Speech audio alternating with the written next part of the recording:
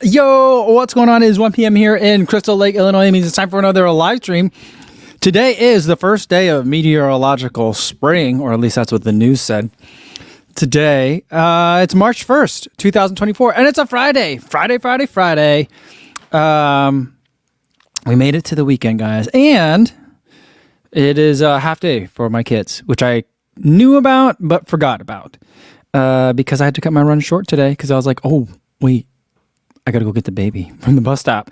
So fortunately, I was able to do the workout portion of the run. I was supposed to do an extra long cool down, tack on a good 3 miles extra, but had to cut that short. So I'll slide that in there somewhere, hopefully later today. But, run what you can when you can. That's where we're at. That reminds me, Monday, we won't have a live stream because my kids have off. I think it's like a professional development day for the teachers. So the kids don't have school, so I won't do a live stream on Monday. So I will see you guys again Tuesday, right? Just so we get that out of the way. For today, I do have something I could unbox, but I think maybe today's not a great day for it. So we won't do an unboxing today, but we'll still have a fun show. Let's say hi to everyone listening in the audio-only version of the podcast. You guys are going to get a bonus because we'll have today's live stream, and then I'm wrapping up an interview that I did earlier this week. So hopefully that'll come out over the weekend. So you may be hearing this on a Saturday. You might get a Sunday episode for yourself. So bonus for the audio only. But, for the people that are later but not live or watching the YouTube channel, you'll get to see that video as well. But usually it gets to the audio people first. That's just the way that the distribution works. I'm not sure why. I think I know why, but that's just how it goes. For the later but not live people, welcome to you guys as well. The number one place this is the number one running podcast to listen to. While you're trying to figure out some of your travel arrangements for your races later this year, this morning I booked a bunch of flights. I'm going to a lot of places. So, that was expensive. But, I got places to go and people to see, So if you're doing that, or if you haven't been doing that, but you've been putting it off and you're watching this now, maybe it's time to fire up the old search engine and start looking at some flights. You know what I'm saying? All right. Let's see who we got here in the chat. Matt Byer says, happy Friday. Nova Blast and Super Bass in the Paris colorway available now on Asics website. Oh, wait, for real? I didn't know that. I haven't seen those yet. I'm going to have to check those out. I saw earlier, I don't know where it is. Mark wanted to know if the Metaspeed Sky come out today. I don't think it's today. I think it's March 4th is when they come out. So that's 3 days. Is that Monday? 2, 3, 4. Monday. Monday seems like a weird day for that, but Monday. And Frank says, so is London for sure yet? Yes. I have confirmation. I'm going to be going to London Marathon thanks to Destination Marathons. Thank you, Destination Marathons, for coming through on that.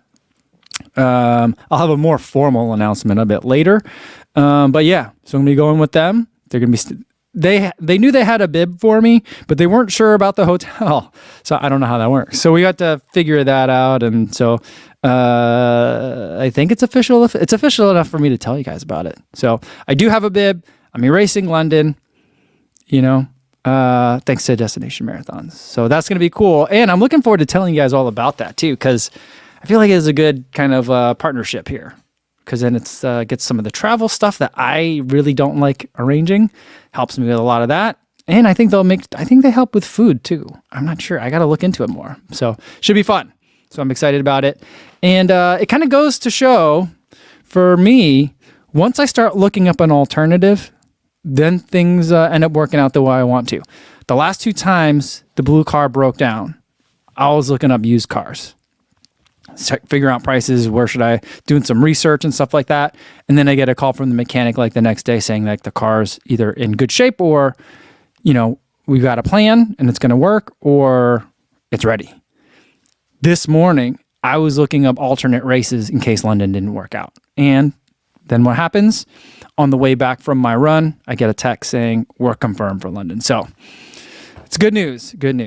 Andrew Cho says, I'm excited for you, Mike. I'm super excited, man. I'm super excited. Daniel Estrella says, do you get a VIP tent with Destination Marathons as well? I don't know about that. I'm not sure. If you mean like, I don't know if like Destination Marathons has like a VIP thing, or I guess some marathons do that with certain sponsors, like New York does, but I don't know. I don't know about London. I'm not expecting like that kind of treatment, you know. Calvin says, you could haul up with Run Testers or Ben Felton. Yeah, well, I think the whole point of going with Destination Marathons would be to experience the whole Destination Marathons experience. You know what I mean? So I think that's why they wanted to make sure they could do all that before they confirmed. And Alf Dickinson says, woohoo, Kofuzi's coming to London. Yeah, so now that that's confirmed, we could get to work starting to figure out like, all right, here's when I'm going to be there. Here's events that we can do. Here's what chances for us to hang out, go for a run, or just hang out, not run, you know? Johnny Dodgen says, London Shakeout Run, high five emojis. Yeah, I'm really excited for it. I'm very, very excited for it. Getting to Run says, yo, what's going on? Sitting here carb loading and hydrating for my race tomorrow.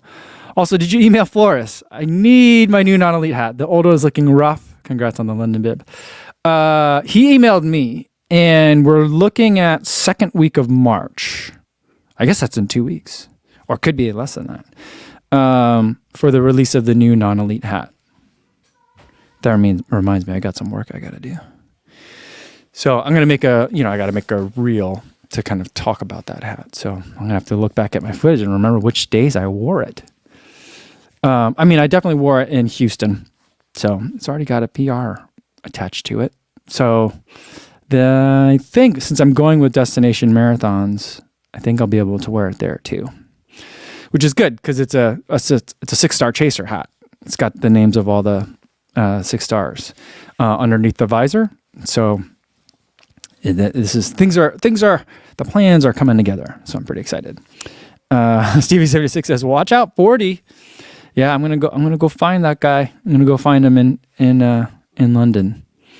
And Eliza says it's going to be hectic with Boston and London. Yeah, a lot of planning is required. And I feel good about it because now I have a manager that helps me with a lot of that planning and has got me thinking about that planning. And so like I'm thinking about Boston and London now, which is, I'd have to say, probably a month earlier than I started thinking about Boston last year, which is good because I was late last year.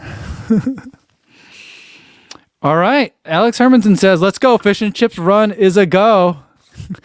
Plus, Alex, we got that other, remember that thing I messaged you about? We're going to have to do that too. That's a secret, guys, but Alex and I have a funny idea. But we'll do that, and we'll do the fish and chips. I'll do some fish and chip hopping, That'll be fun. Piercing Arrow says, Destination, they got great folks over there. Awesome. Good. I'm glad to hear that. Terry Furlong says, woo, London Marathon Shakeout. Yeah, we're going to make it happen. I'm very excited about it. Alf says, Boom Shenka, beers in Leicester Square. Did I say that right? Leicester Square after?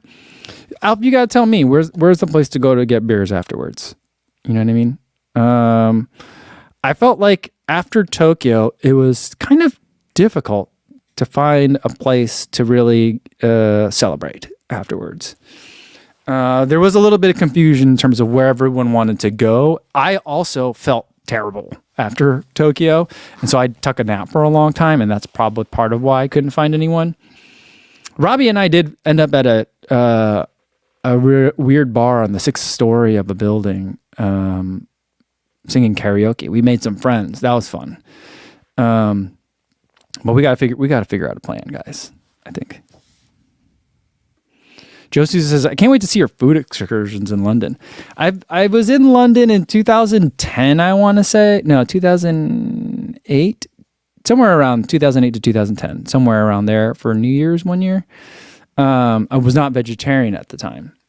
I had a lot of full English for breakfast. I actually kind of like it. I didn't grow up eating Korean food for breakfast, but I'm very comfortable with the idea of like savory foods and heavier foods for breakfast, So, I'm cool with that. Although I'm trying to not eat meat, But, I'll do the fish and chips because I am a pescatarian. But, yeah. Video Guy Man 7 says, any chance you book flights for Cherry Blossom 2? I looked at it, but I don't think I'm going to go to DC this year. I think there's just a lot of other travel I have going on that will make it tough. So I'm going to have to sit this one out this year. Hawaii Frank says, will you have an audience with King Charles? Probably not. I don't think so. Yeah. And Daniel Burton says, Code, did you try the Edge today? Yeah, today was my second run in the Edge. The first run was an easy run with a little bit of a fartlek in it. I did, it was 8 by 30 seconds at 5K-ish pace. I may have ran it a little harder at closer to mile pace. And it was really fun for that. But I also personally find it quite miserable at easy paces and moderate paces. Today's run was 6 by 6, my favorite workout. The 6s were supposed to be at about 6:15 to 6:20 pace, and the Edge is good for that. But that's probably as slow as I'd like to go in that shoe. I think that I'm about to film. I wrote the script for my Edge review already. I wrote it last night, and I'm probably going to film it tomorrow morning. I think I am going to call it the most fun 5K, 10K racer since the Takumi Sen. The only problem is it's a marathon shoe, and I just don't like it at that, pace. Al Diggins says, all right, it's a Leicester Square. Okay, Leicester Square. That's going to be a tough one. That's going to be a tough one for me to remember, but I'll remember that. I'll remember that.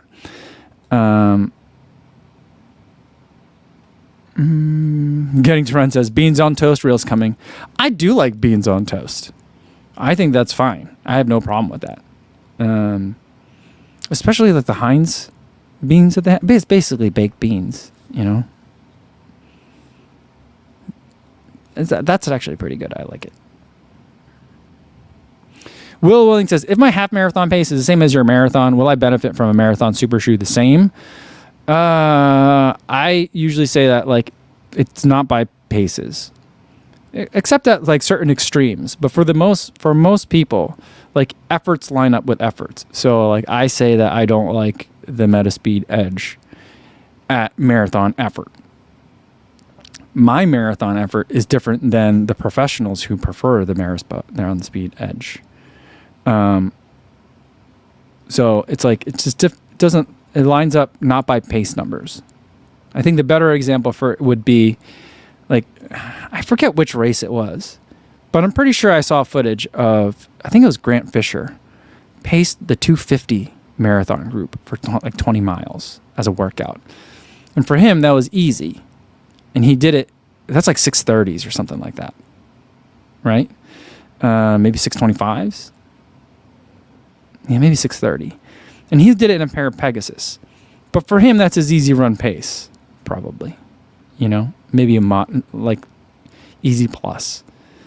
He did not do it in the carbon plated shoes that everyone else in the 250 pace group ran it, right? And so I just feel like that's how I look at shoes. So if I'm saying if you like the same kind of shoes that I do, I would say that if you're trying to extrapolate, and I say I don't like this shoe at marathon pace, but I like it at half marathon effort versus marathon effort, then you probably will, regardless of the difference in paces, like it and dislike it, the same things. Hopefully that makes sense.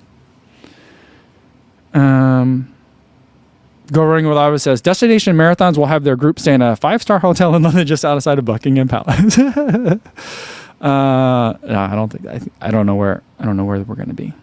Wherever they take me, I'll be happy. Zachary Hymus says, happy Friday, everyone. Are we getting a Boston 12 update?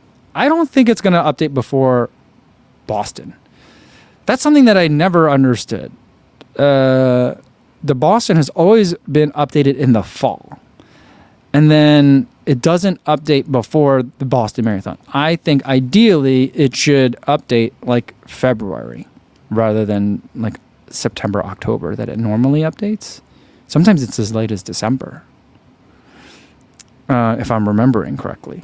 But I feel like it should, when people are really starting to think about Boston Marathon, that's when the Boston should update. And it should release, the launch colorway should be the Boston Marathon edition. But I'm not in charge of stuff. So Steve Blackadar says, is the new Metaspeed Sky as tapered in the heel as the Plus was? I could never find a rhythm with the shoe because of that. Yeah, pretty much. It's a little bit wider in the back. To me, not noticeably. I'm not really on the back of the shoe that much. So for me, it's not a big deal. If you are landing a lot back there in the heel, that I'm really starting to, the longer this whole Sky versus Edge, stride versus cadence thing goes on, the more I'm just like, are you a heel striker? You're probably going to like the Edge. If you're not, go with the speed. If you've tried them before, continue to go with the ones that you've enjoyed before. That's kind of how I feel.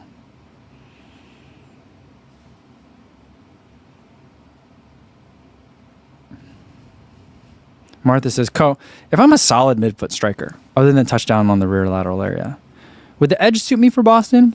Not relevant what the pros think. Many compare it to the Endo Pro 3. Why? I don't know why people compare it to the Endorphin Pro 3. I wouldn't compare it. The two shoes that I'm going to compare the Edge to are the On-Cloud Boom Echo and the Rocket X2. Just to give you guys a heads up on that video. That video is not going to come out for like a week. I have to film it now because my parents are coming in town next week, so I got to work a little bit ahead. But I would say if you're a midfoot striker, I normally would say you would probably prefer the Sky. But I just interviewed Lisa Whiteman, and she says she's a solid midfoot striker. She prefers the Sky. And so like that's kind of where I'm at. But I also feel like midfoot strikers could go either way. It's just a matter because it's the middle of the foot. But like, I just think that like the way that the Edge plate is designed, I just feel like for people that are forefoot strikers, it's not great until you're past where the plate position is as relevant on that shoe. I don't know. But the thing that I do like about the Edge, though, here's where the thing that throws a wrench in that, is that it is very nice on downhills because I think I'm landing more on the heel then. So it is really nice for that. And I think that's what people who like the Edge feel all the time. And there is a lot of downhill in Boston. But I generally don't pick a shoe specifically for a race. So I don't know. Oh, Zachary Hyman says, are we going to get a 100-mile update review for the Boston? Probably not, because I just don't like running in it that much. I don't know if I'll get to 100 miles in it. I think I only have like 50 miles in it, 40-something. I don't know. Maybe. If I do, it'd probably be like as we get close to Berlin. Yeah, that's probably... that's what I'm thinking.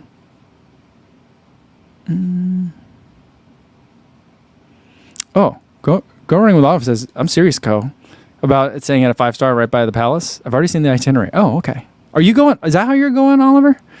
Are we gonna be roomies? That'd be pretty amazing, huh? That'd be funny. All right.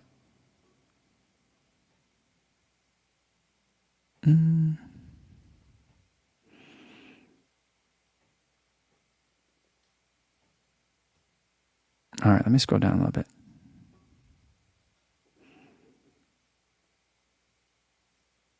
Ben Young says, seems like a bit old school preferences match the Edge and vice versa for the Sky. I don't know. I do think that too. I think that people that like miss road flats generally like the Edge. I was trying to think. I don't remember what is Dina like. I've seen Dina run in the Edge, but I think that was the day she was doing 400-meter repeats. So I don't know what she ran in Paris. She ran the Paris Marathon last year with Laura Green, which is like quite possibly one of the most amazing stories. But I remember I've spoken with Dina Castor about it, and I haven't spoken with her about the Paris versions, but we spoke about it for the pluses, or maybe it was just for version ones. And she was saying that the athletes that she's spoken with, like her athletes at Mammoth Track Club, generally like the Sky for marathon efforts on the roads, but if they're going to run something on the like a lot of track intervals rather than get into spikes, because spikes are so harsh, it's hard to recover from quickly. They a lot of times they'll switch from the skies to the edge for when they're doing track intervals, and that's kind of how I see the two shoes. Like Threshold is kind of where they're both good, but otherwise where the Sky isn't great, the Edge is great. And where the Edge isn't great, the Sky is great for me. So that's how I could feel like one runner could like them both, but I'm like, they really seem to me as alternatives. I'm not trying to find a way to make a person buy both of them, you know? So that's kind of how I see it. All right. Adam says, you guys are ready to talk about shoes today. I like it. Adam says, I demoed the new Glycerin the other night. Meh. I mean, overall, I'm not gonna fight you on that one, Adam. But I have you tried previous Glycerin? It's much better than previous Glycerin, in my opinion. You know. Advic wants to know, do you think the Boston 12 are good for daily miles? Yeah. I think they're great. Someone was messaging me about it the other day, and they're like, why are you so mad at the Boston? I'm like, I think the Boston is a fine shoe. I compare it to like the On Cloud Eclipse, but I think it's kind of my problem with it is like names matter, right? And so like we used to have the Boston 9, and it used to be a shoe that people that are getting ready for Boston would reach for frequently. I'm not sure that's the case anymore. It doesn't feel like a tempo. It started out as a tempo day shoe, and now it's not a tempo day shoe. It's something very different. And it's kind of like, yeah, you know, there's a car called the Pontiac Le Mans, named after the 24 Hours of Le Mans. I guess maybe that's the great example that's for both, right? So they named a car after this great endurance race. And at least in the beginning, the Pontiac Le Mans looked like a pretty cool muscle car, which, if you think about it, it's pretty bad for Le Mans. But if you looked at the later editions of the Pontiac Le Mans, like where it started and where it ended, like I feel like someone that loved the original like Pontiac Le Mans that came out in like the late 60s, early 70s would be very mad at the Pontiac Le Mans cars that came out in like the late 80s. Did it end in the 90s? You know what I mean? I feel like that's what's happening with the Boston. Like maybe it's a good shoe. I think it's a good shoe, but should it still be called a Boston? That's why I get mad at it, you know? Steve Blackadar says he ordered my wife the Endorphin Speed 4s yesterday. Going to wait for your review for me. I got the hotspot thing you did in the 3s. Oh, you did? All right, Steve. You and me, we're besties now. Because there are not a lot of other people there's like a handful of people that have said that they get the hotspot thing in the Endorphin Speed. And everyone's like, it's because you have not metatarsalgia. What is it called? A Morton's neuroma. And that's why. You can't blame the shoe for giving you because you have a Morton's neuroma. I'm like, I've run in out of the last 100 shoes I ran in, 98 don't give me the problem, but 2 do. So I just feel like that's pretty relevant, you know, but Steve, you get it too. All right. This one's for you, Steve. It should be coming in next week. The Endorphin Speed 4 review, that's for you. You know what I mean? And me, but it's for us. Arena says, hey, Co, I recently got a chance to try on the Saucony Speed 3, and I felt like it was unstable in the heel. Was wondering where you felt that in any Saucony models. I would say I don't feel that in Saucony models, and that's the problem that I have with a lot of Saucony models. I feel like Saucony likes to put in a hint of stability in a lot of their shoes. They don't talk about that anymore, but I still think it's there in some of their shoes. It's not as prominent as it once was, but like older versions of the Ride would definitely have it in there, and you could see it visually, they'd be not posting, but they're designing the foams in a way that it makes the heel more stable. And sometimes they build up the heel cups as well. So that way you almost kind of have like a high top kind of feel to it, like in the Endorphin Shift. And then they actually have stability shoes that are meant to be very stable in the heel, like the Tempest.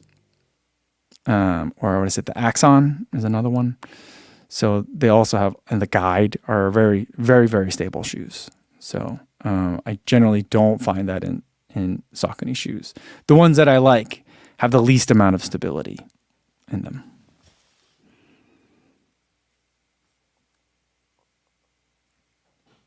Richard Cleto says, thoughts about comparing the Zoom Fly 5 to the Zoom Fly 6?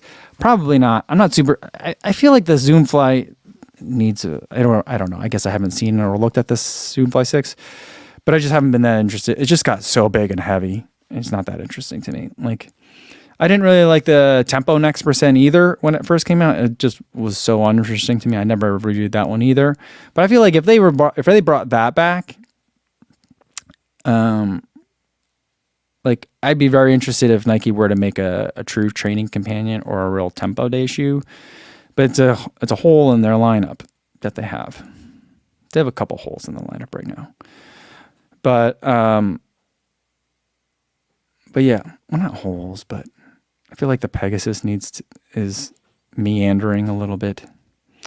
The Zoom Fly is also, I don't know what's going on with that one.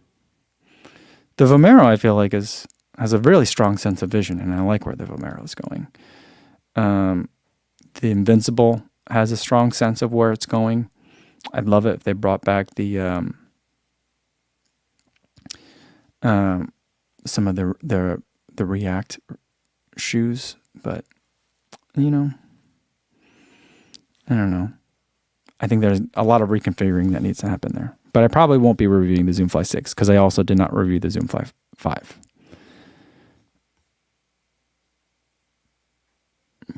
Scott Hilton says, I'm a big user of the Glycerin 20s, but I want a pair of Puma Magnify 2s, and my Glycerin love is in trouble. I've been hearing a lot of good things about the Magnify. I didn't try 1 or 2. I think I need to try that because I don't think I'm going to review the next Forever Run.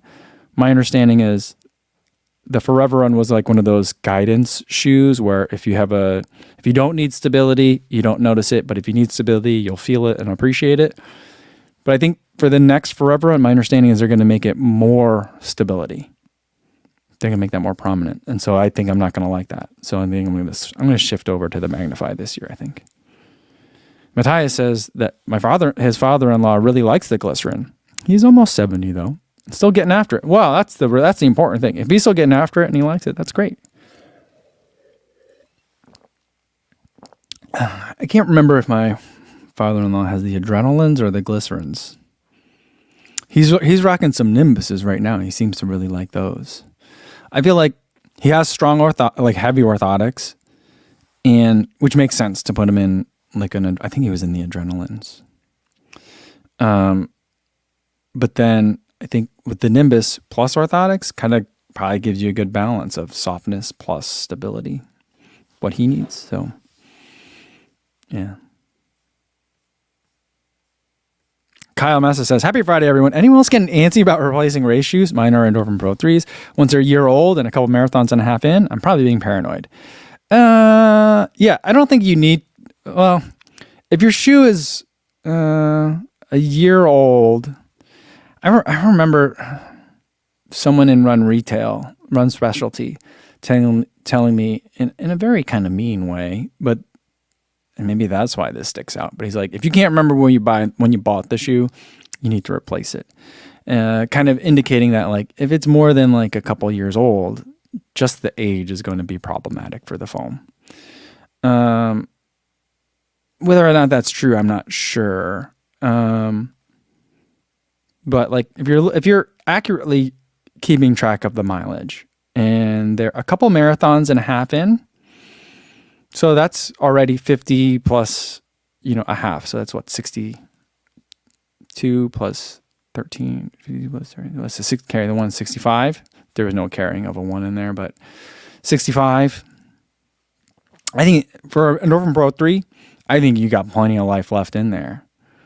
But, if you're looking for reasons to upgrade or just buy a new shoe, because there's lots of new fun shoes that are out there, yeah, I'll tell you, yeah, sure, you probably definitely need to change that. You know what I mean? So, yeah, nothing wrong with just wanting to get another pair of shoes, because there's a lot of fun new shoes that are out there. You could always just use your Endorphin Pro 3 as your tempo day and workout shoe. Plenty of life left for that. Keep it around and work it. But if you want something new and fresh for race day, I'm not gonna judge you. That's for sure.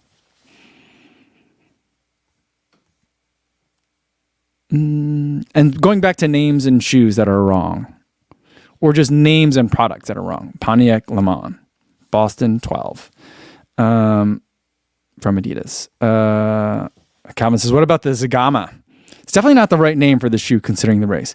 That's a baffling one, but that's one from the start. So I feel like the Pontiac Le Mans and the Adidas Boston, those are like, they started out lining up well, and then over time they've drifted, but the Zagama is a weird choice from the start because of like how fast and technical that race is. And like the Zagama shoe is not, they should have called it Canyons or like something like that. I don't know. I haven't run in that shoe, so I'm not going to knock it, but it just doesn't seem like a super fast red line technical, like, yeah, if you're not borderline falling on the way down, you're doing it wrong kind of race. But I don't know. I've never raced Zagama either, but yeah. Zachary Hymas says, I don't think we ever got your initial thoughts on the Tracksmith Elliott Racer. No way that super shoe is under $300 with the 2 insoles. I don't know much about it. I've only seen it in passing, like on the race course. I haven't seen it up close at all yet. It was available to see in TRE in Austin, but I never had an appointment with Tracksmith. Remember, my approach for TRE last year was to take as few meetings as possible. And I still had a pretty full 2 days there. And so I never ended up meeting with Tracksmith for that one. But it's an interesting concept. They're iterating on the Speedland idea, where the Tracksmith Elliott Racer is actually giving you the 2 insoles. Just one for daily and one for racing, But it's an interesting concept. It will likely be very, I don't know, I have no idea what the pricing is. It's a Tracksmith product, and it's a very unique kind of concept.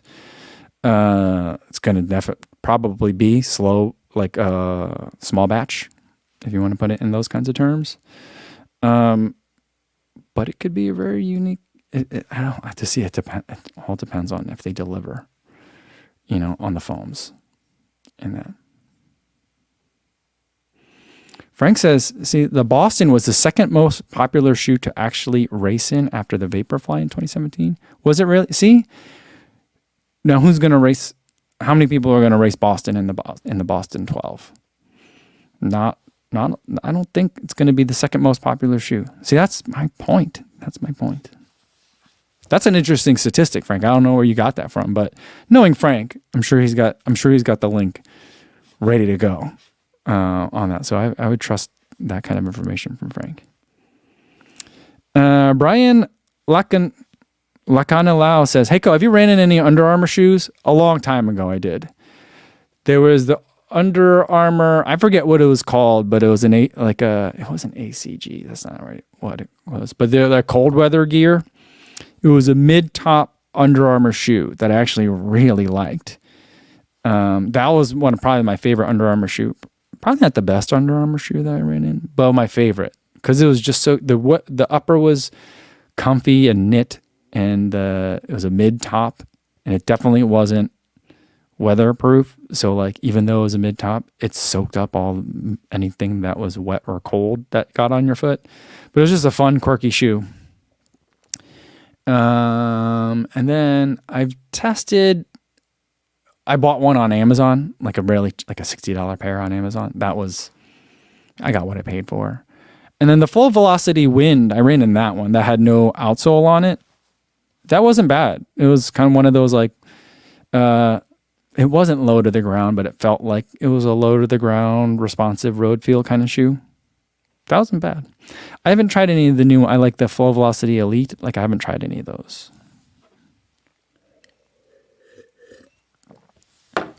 JC said, we had a snazzy Le Mans in 1965. Stuffed a family with 6 kids in that thing? No way. No, wow, that's amazing. JC, if you got photos of that, you got. I won't post them, but if you want to share those with me, that would be amazing. That's fun.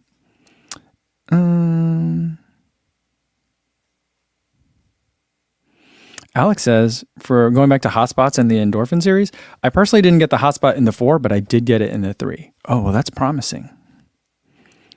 All right, so it's like Steve, Bakadar, Alex, and me are the ones that got the hotspot. But that's going to be like the longest section of the review for me is going to be hotspot. Mark says he got it in the OG endorphin speed. Really? I'm trying to remember what the OG endorphin speed looked like. It looked a lot like the endorphin speed 2, right? The endorphin speed 2, I feel like, was peak endorphin speed. I love that shoe. That was a great one.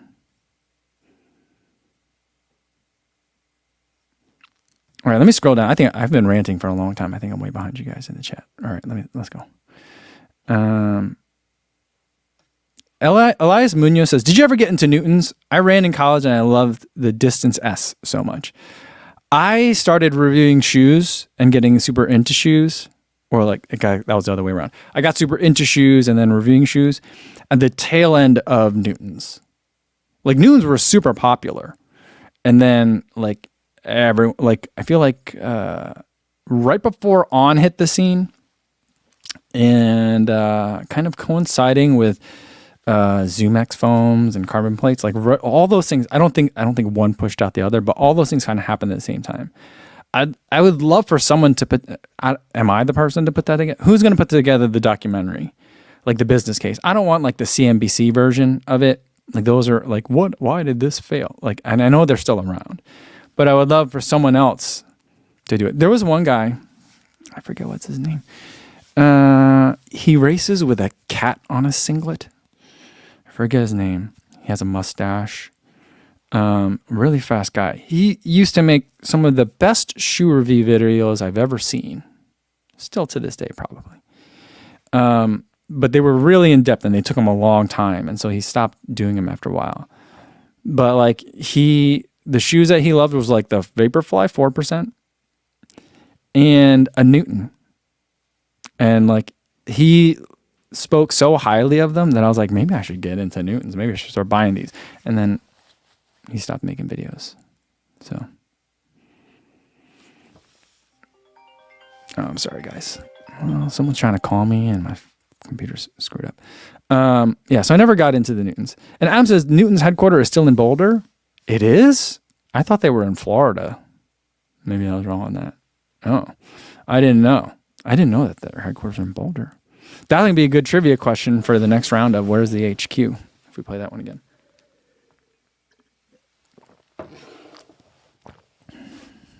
Calvin Hong says, the guy that I was talking about, says he got silenced by Big Midsole.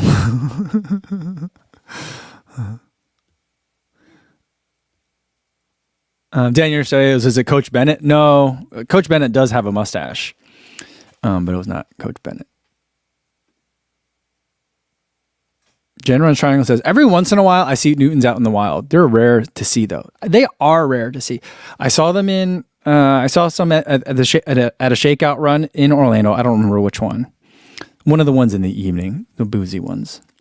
But I definitely saw it there. And then, you know where else I saw them? You know where I saw them in a race? Tokyo Marathon is where I saw them in a race.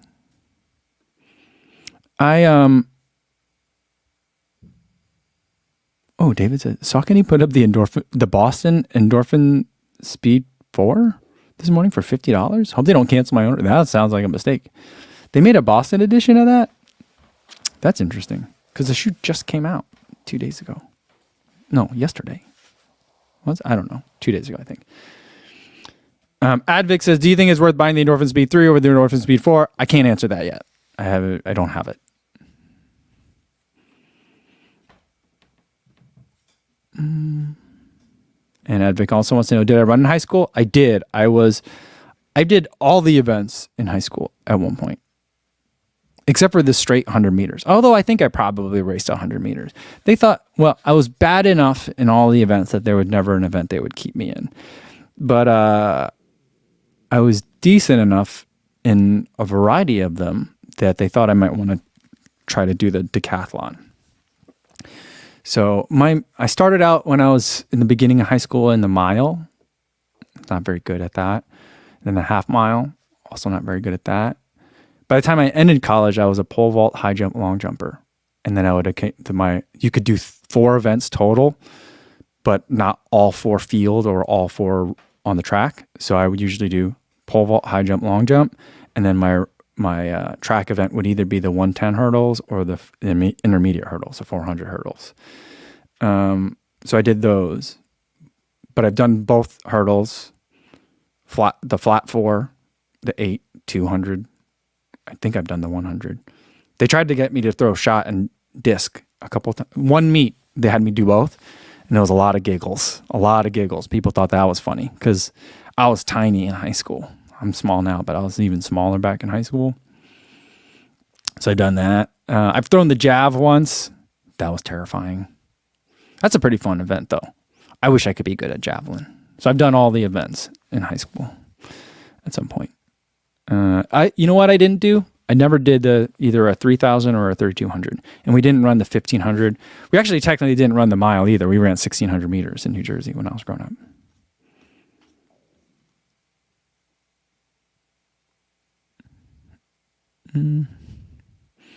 Adam says, I was bad enough at playing the flute that the band director suggested I try the bassoon because he couldn't get any of their takers. Oh, that's funny. Andrew Scott says, Saucony killed that deal on the Endorphin Speed 4. I looked earlier and no sizes were left. I'm sure it was a mistake and those orders would get canceled. Hopefully not, though. For those lucky enough to snag a pair, they'll probably just get canceled.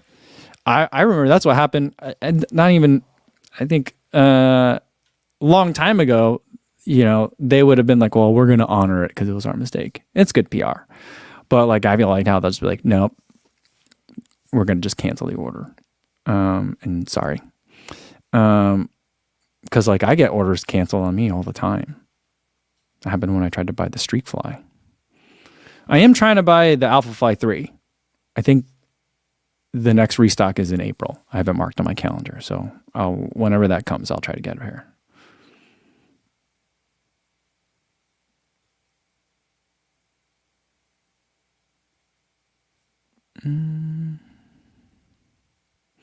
Terry Furlong wants to know, would you still recommend the Primex for marathon? I would like to run a marathon I wish they'd bring back the first Primex. That thing was so wild. They'll probably never make another shoe like that, but that thing was a 10 millimeter drop, almost nothing underneath the arch. It was wobbly. The upper was not very strong, so just if you hit a turn, you were sliding in the shoe. The foam would stay in one place and then you would slide a little bit. It was chaotic, but it was so much fun. It had just a different bounce. It was just more spring than all the other ones. The 2, I like the rocker in the 2, really nice, because the strong 1, it was really hard to really get up on the toes on that one. You can do that on this one, but it's the most stable of all the Primexes. So of those 3, yeah, all of them were fun to run. I ran Boston in the Primex 1 strong, but I would love to run a marathon I don't know how many miles I have on this shoe. I could probably run a marathon in that. That'd be fun. Maybe if I run Boston again, I'll bust out the old Primex 1 non-strong. And can you believe it? I'm still mad about this. They went from Prime X to Prime X strung. They changed the drop between those two, You can't have an inline. You can't have it an inline chain and be like, this is just we just changed the upper. We're still going to call it the same one, and then also change the drop. If you're also going to call another one too, you know what I mean? Like I get it at this point. Asics, we're never going to get a Metaspeed 2 or a Metaspeed 3. They're just going to keep changing the other words around it. Fine, but if you're actually going to number them and go from 1 to 2 with the Primex, you can't make you can't change the heel drop and still call it the same number. I think that's weird. Anyway, that's just me ranting, I guess.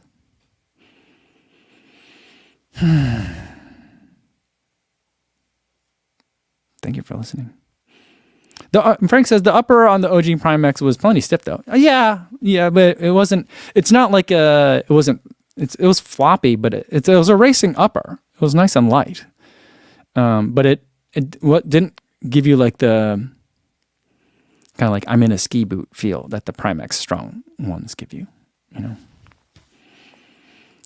Elias Munoz says, my wife was a heptathlete and she always says she's a real athlete and I'm only good at exercising. Heptathletes are tough.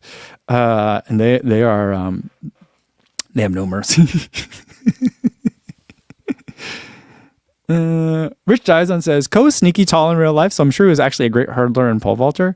No, I'm 5'10", so I'm not like in my super shoes. I might be close to 6 feet, but yeah, no, I'm not sneaky tall. And the hurdles always seemed so crazy high, and I was just like, why are these so high? And I wanted to run at the girls' height. I'm like, this is see, I could actually run fast this way. I felt like I had to hop like a steeplechase hop. I felt like I was doing that over all the hurdles for the 110. It's just so much.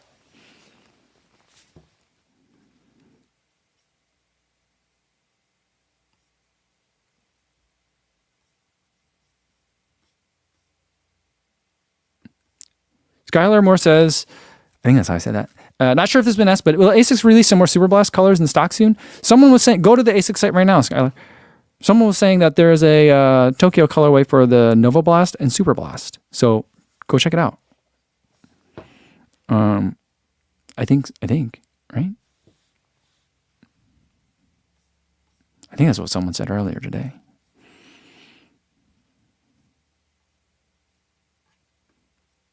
Mark Peterson says, next year's Metaspeed will be Asics Metaspeed LA. Oh, next year. Wait. Okay. Oh, I see. There's a LA version for 2028.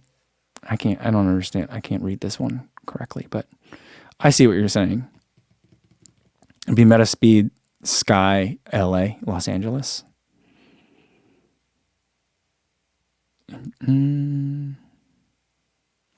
Yeah.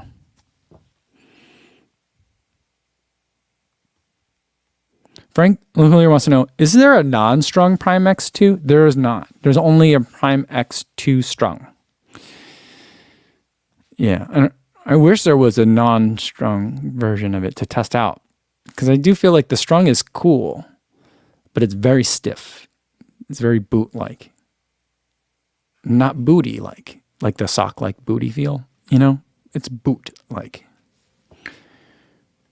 Daniel Australia says, hey, Ko, any lower stack daily trainers you're still enjoying now? I've been gravitating towards the higher stack for easy runs. Enjoy both lower stacked Adazero SL and the Rebel 3. Lower stack? I mean, I would say some people would argue that anything that I consider lower stack isn't really lower stack. And I'd probably say no, not really. Rebel 3 I love. That's a great shoe. That might have been peak Rebel. I don't know, guys. That was a great one. Is that low stack height? And is the Adazero SL? Yeah, I don't think the Adazero SL, I wouldn't call it low stack height, but I did enjoy that one. It's a little bit on the firm side, good for shorter, faster runs. But yeah, I don't know that I have any that would fit those criteria that I like anymore. I think I'm gravitating towards, and the industry is gravitating towards, just everything is taller now.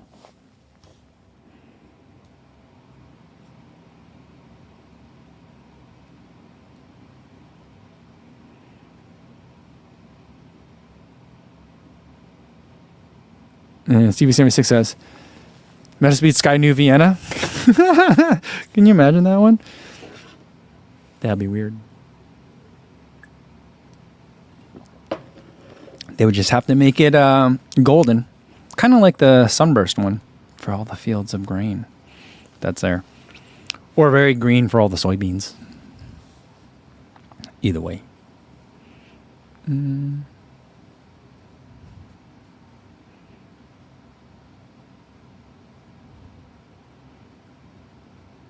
Yeah, Adam says everything goes to 11 now.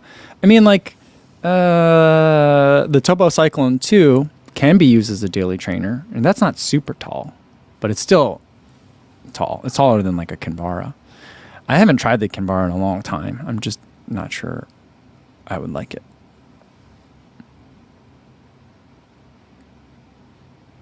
And Sean Devlin says, if you're looking for the new Superblast colors, you got to click on the new colors link to see the new Superblast color. It's not listed with the other Superblasts.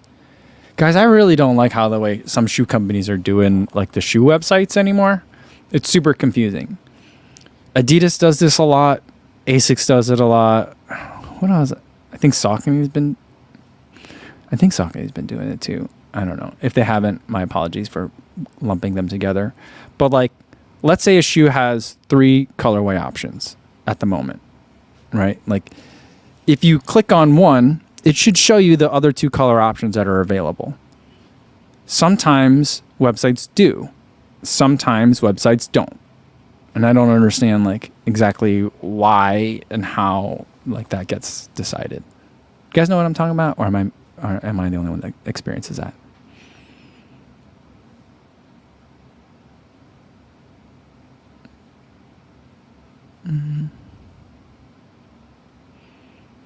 Luis says, how did the interview go, Co? Can we see it somewhere?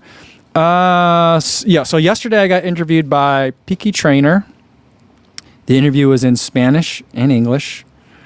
I was not speaking Spanish. I did say CC at one point.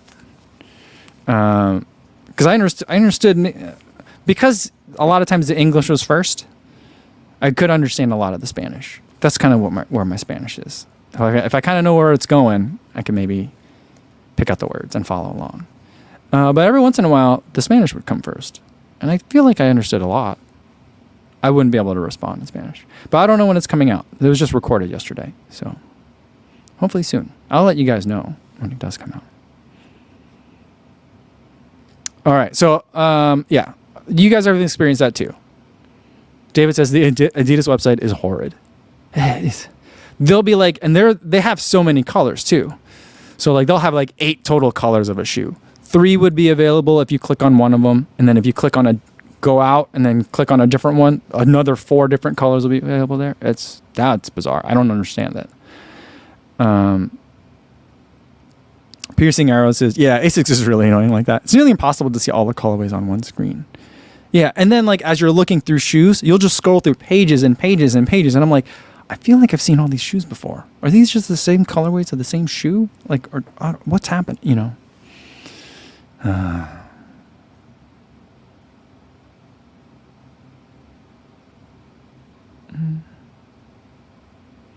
Matthias Ventus says, 100% agree when companies hide the color options. Stop doing that. We are on the site to spend money and window shop. Yeah, just let us see. Let me see it all in one space. Frank says, the goal is to make you hunt around the website so you buy something you weren't intending to. Oh, you know what I've stopped doing? I have stopped doing $5 more and you'll get free shipping. I'm like, I'm just going to pay for the shipping at this point. I'm not playing that game anymore. You know how many hours I've lost to like, all right, what's the cheapest thing on this website that I actually want that I'd spent $5 for, and it's $9. So yeah, but I'm kind of getting it for $4 because otherwise I'd be paying. I'm not playing that game anymore. That's it. That's the I guess that's the thought I'm going to leave you guys with for the long weekend. I'm not going to do that anymore. I'm not hunting around the website to see what else will make me eligible for free shipping. I can't do it, guys. I'm too tired. All right. Skylar Moore says, thanks for the help on the Super Blast. I feel so dumb. LOL. No, man. It was tricky. That's how this whole rant got started. It was tricky, you know. And Sean Devlin says Kofuzi has had enough. All caps, enough. And Frank says, I agree with that decision. All right, we're all on the same page. We're not doing it anymore.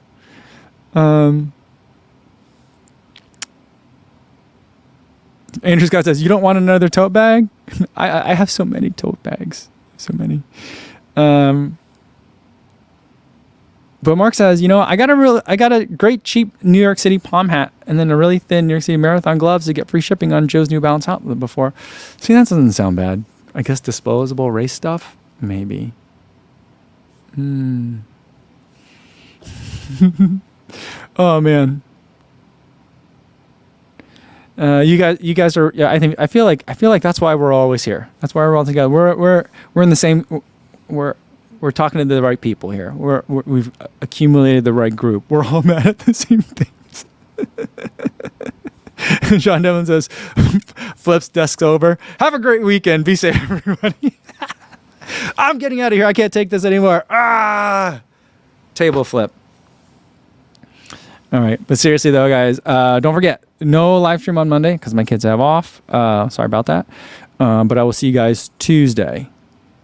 And that'll give me time. We'll play a game. Trivia Tuesday. We're going to play a game Tuesday. So, and if you race over the weekend, we'll do Metal Monday as well. So I'll get the cowbell. I'm going to try and get the regular cowbell. I need to free up some space on my soundboard. So I'll get the cowbell sound off of there and use a real cowbell. All right. So good luck in your races. Hopefully you PB. And I'll see you guys on Tuesday. But in the meantime, over the weekend, on your long runs or on your regular runs, be safe out there, everybody. Thanks.